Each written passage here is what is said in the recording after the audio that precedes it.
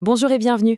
Aujourd'hui, on va décortiquer un outil juridique vraiment puissant que les investisseurs qui s'y connaissent adorent utiliser en France, la SCI. C'est quoi au juste? Comment ça marche? Et surtout, est-ce que c'est une bonne idée pour un projet immobilier? Allez, on regarde ça ensemble. On peut se poser la question, c'est vrai, pourquoi se compliquer la vie à créer une société? Eh bien, la réponse est simple. Pour ceux qui savent, ce n'est pas une complication, c'est une optimisation.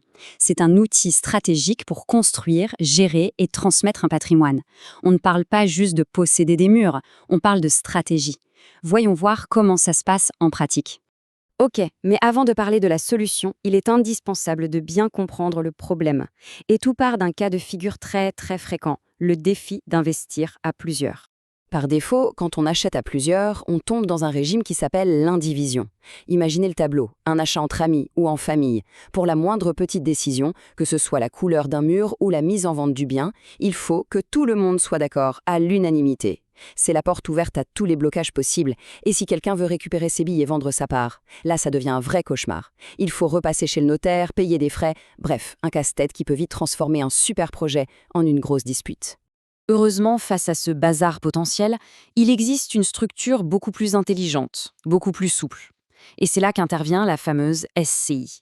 Alors, la société civile immobilière, la SCI, qu'est-ce que c'est? C'est tout simplement une société, une entité à part entière, créée par au moins deux personnes pour acheter et gérer de l'immobilier.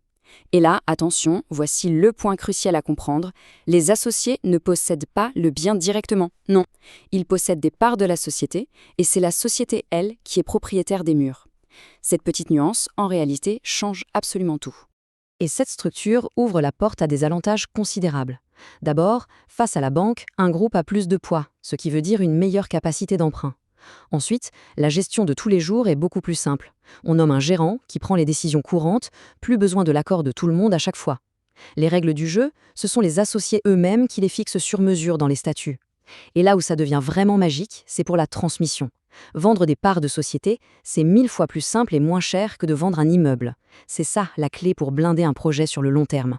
On arrive maintenant au cœur du réacteur, à la décision la plus importante pour les associés d'une SCI, celle qui va conditionner toute la rentabilité du projet, le choix du régime fiscal. Il y a deux grandes routes, l'impôt sur le revenu, qu'on appelle l'IR, et l'impôt sur les sociétés, l'IS. Pour faire ultra simple, la question est la suivante. Est-ce qu'il vaut mieux payer un peu d'impôt tous les ans, tranquillement, ou est-ce qu'il vaut mieux ne quasiment rien payer pendant des années et régler la grosse addition d'un coup à la fin, au moment de la revente? Tout le dilemme stratégique entre l'IR et l'IS, il est là. Regardons ça de plus près. D'un côté, l'IR, c'est le régime par défaut.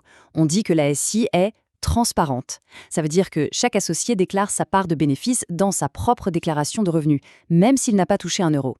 Le gros point faible, c'est qu'on ne peut pas déduire l'amortissement du bien.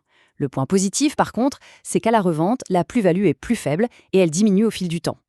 De l'autre côté, l'IS, l'impôt sur les sociétés, et là on change de monde. C'est la société qui paie son impôt. Les associés, eux, ne sont taxés que s'ils se versent quelque chose. Mais l'arme secrète de l'IS, c'est qu'on peut amortir le bien.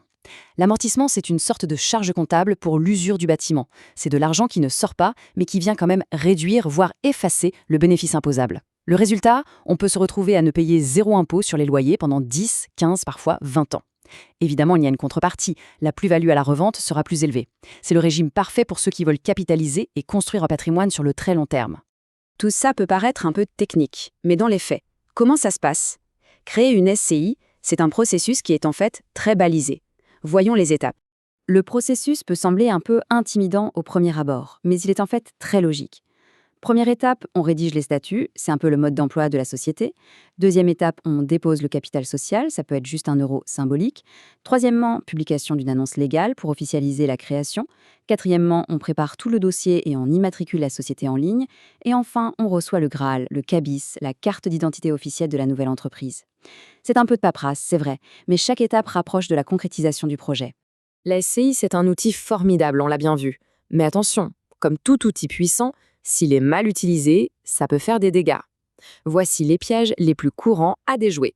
Le premier piège, c'est le grand classique, vouloir acheter sa résidence principale avec une SCI. C'est presque toujours une mauvaise idée. Pourquoi?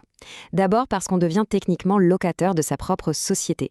Mais surtout, on perd un avantage fiscal énorme, l'exonération totale de la plus-value quand on revend sa résidence principale. C'est une erreur qui peut coûter très, très cher. Deuxième erreur à ne pas faire, se tromper d'activité.